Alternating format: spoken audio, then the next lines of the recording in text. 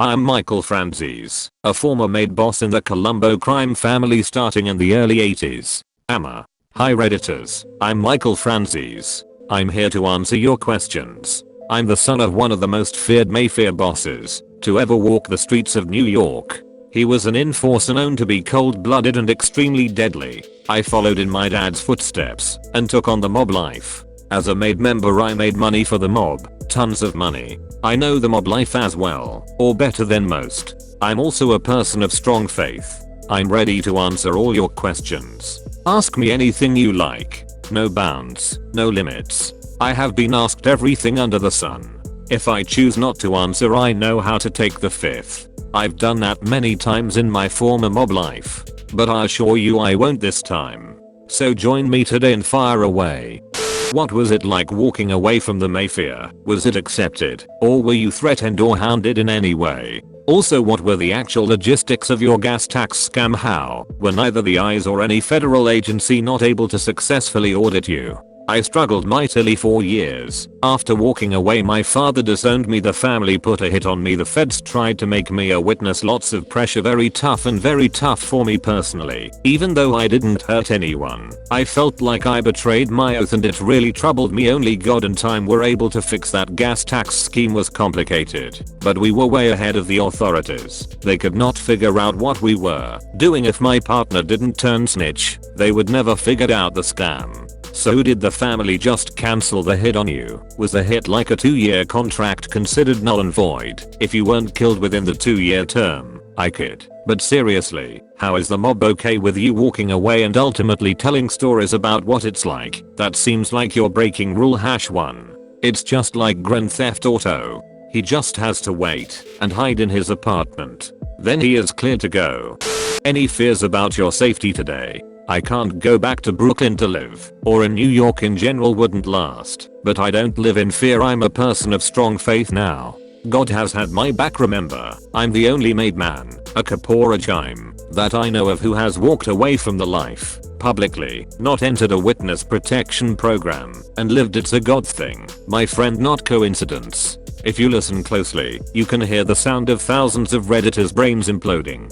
Any stories of interaction with other organized crime families, such as Russian mob, Yakuza, outlaw bike clubs, Mexican prison gangs, etc. A million. Spent 20 years in the life. Organized the Russian mob from Brighton Beach in the gas business. Best partners I ever had. I taught them how to defraud the government out of hundreds of millions of dollars of tax money back then. They now are deep into Medicare fraud, setting up fraudulent medical clinics all over the country. Would take hours to tell you all the stories. Take care. We have ours.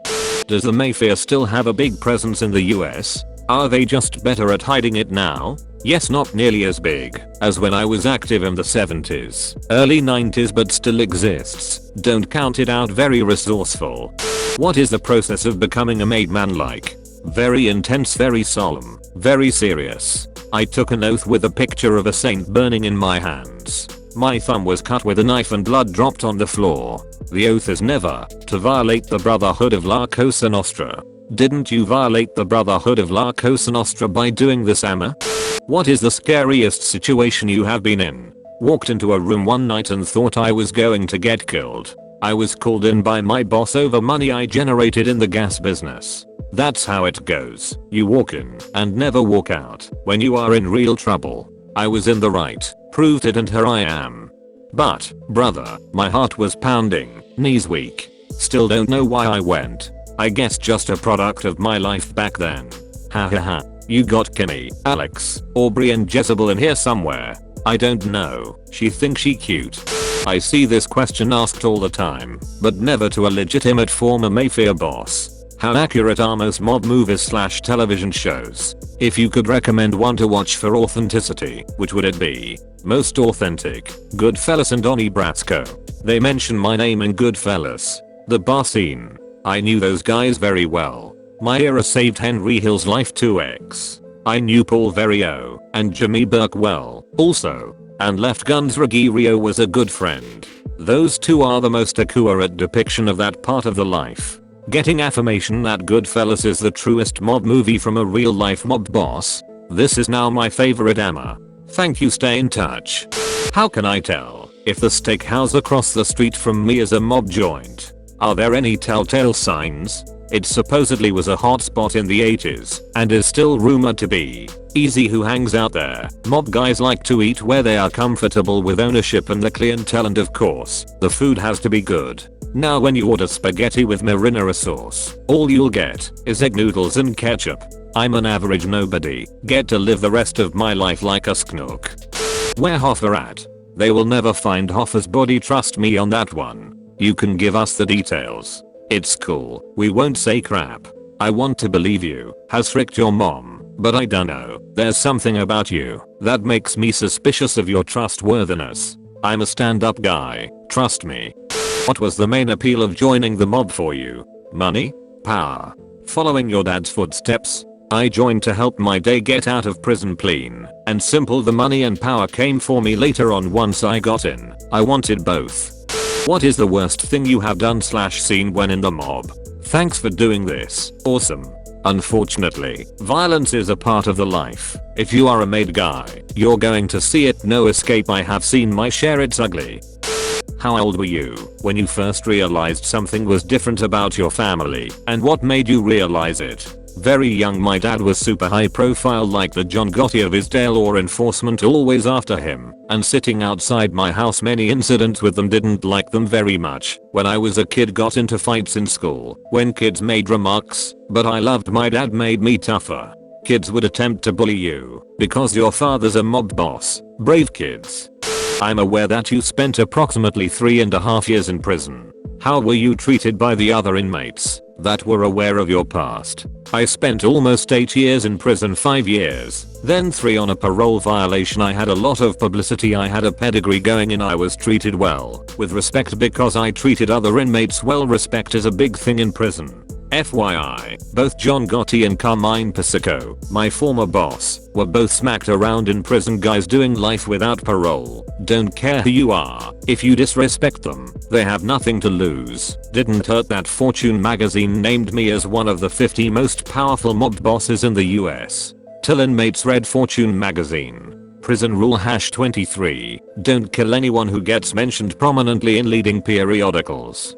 Did you, or other maid members, get an actual salary, or did you just have access to any money you needed? If you did get salary, was it based on what you brought in? And how much was your salary? Do you have a relationship with your father? How thin can you cut your garlic? No salary you earned for yourself, unless you were the boss. Most goozy were not good earners, trust me. Yes, he's 96 years old and still in prison. Very thin. We mob guys are experts at cutting garlic. We all know movies like The Godfather and shows like Boardwalk Empire are a romanticized version of the golden age of the Mafia. The Sopranos, on the other hand, has been praised as being a very authentic mob show. My question: how accurately did The Sopranos portray the inner workings of the mob? The best thing about The Sopranos was how he interacted with his family. Mob guys also had family issues. The business stuff was not realistic, made them look incompetent. Some guys were, but others were pretty darn smart. That's good to hear. The Sopranos was more about the relationships than the business anyway. Thanks for the answer.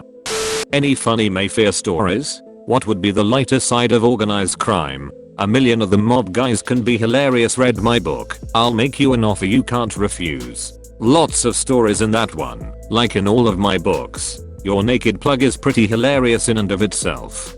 If you had it all to do over again, would you make the same choices? Was the lifestyle worth all the trouble you went through? Life on the street and in the mob is a dead-end. Prison or death is the way it will end. Today I would not go into that life. Knowing what I know now, I try my best to drum this into the head of our young people. Gangbangers. Not worth it for me or for anyone in the life, trust me. This is a great question. We always hear how the mobs have money flowing in, but is it worth it having to hide and always in danger? Not worth it. The pressure is always there from the law and your own guys, trust me. Not worth it. It seems that a lot of families have been destroyed by all of the bloodshed and corruption that Mafia groups like the Colombo family have perpetrated over the years, yet mobsters are generally romanticized in film and on TV. Do you agree that this is how these groups are generally portrayed? Do you think that this is harmful? What is your take on this with your new outlook on life? The Godfather did more to raise the profile of the mob than any other movie. Yes, it's harmful. The life should not be glamorized. Why? It's an evil life. Not saying the men are evil. I was one of them that happened to be blessed. The life is evil because people die. Families get destroyed because of a lifestyle I lived it. I know.